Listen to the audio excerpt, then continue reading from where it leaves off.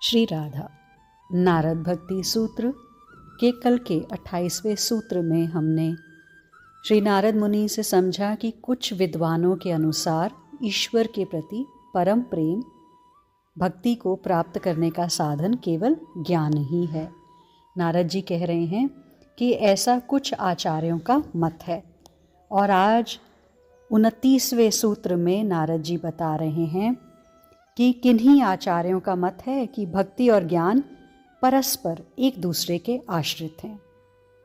तो आज हम समझेंगे कि ज्ञान और भक्ति क्या एक दूसरे पर आश्रित हैं। पहले हमें समझना है कि प्रेम भक्ति का एक मापदंड होता ही नहीं है। ये प्रेम तो अद्भुत है और चिन्मय है। ये किन्हीं आचार्यों का मत है।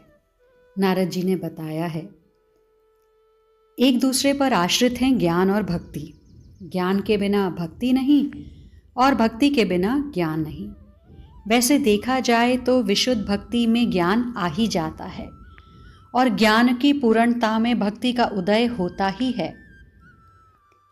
ज्ञान का अभिप्राय यहाँ वेदांत के ज्ञान से नहीं, ज्ञान का मतलब जानकारी से है। सामान्य सी बात है, ज्ञान का अभिप्राय हंसना और भक्ति का अभिप्राय रोना। हंसी की ऊंचाई क्या है आप बताइए। व्यक्ति जब ज़्यादा ही खुश होता है तब वो हंसते हुए रोने लगता है कि नहीं?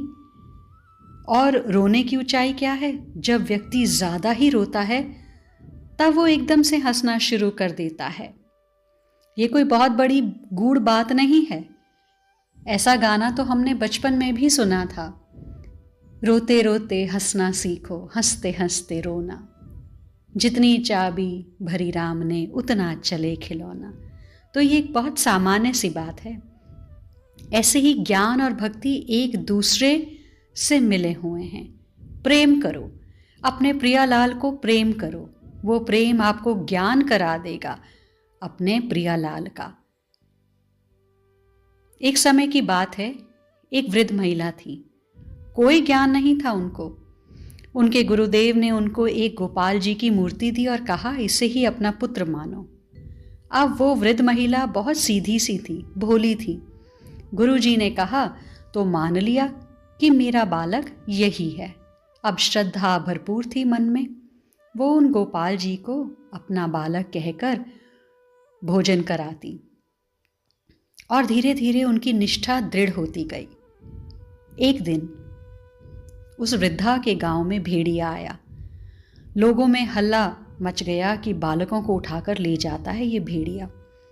अब तो वृद्ध महिला रोने लगी, भगवान से प्रार्थना करने लगी कि चाहे मुझे उठा लो पर मेरे बालक को कुछ नहीं होना चाहिए। वो भोलेनाथ के सामने प्रार्थना करने लगी।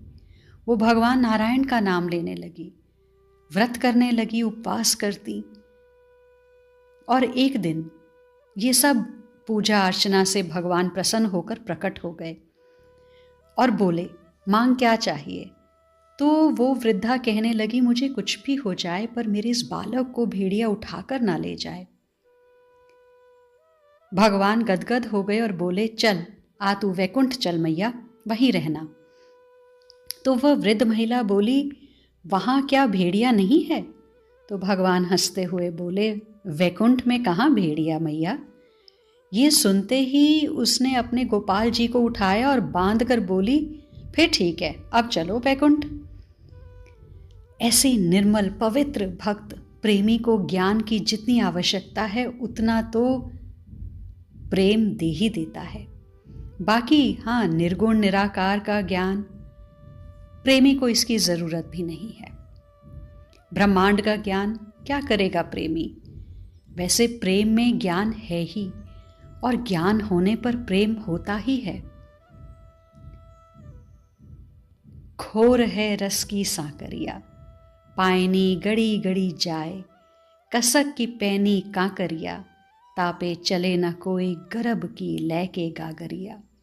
हरी घूमे एक प्रेम रंगीली, पिया की नगरिया। अत्यंत सुंदर ये बात है। आज के लिए इतना ही। शेष आगे श्री राधा।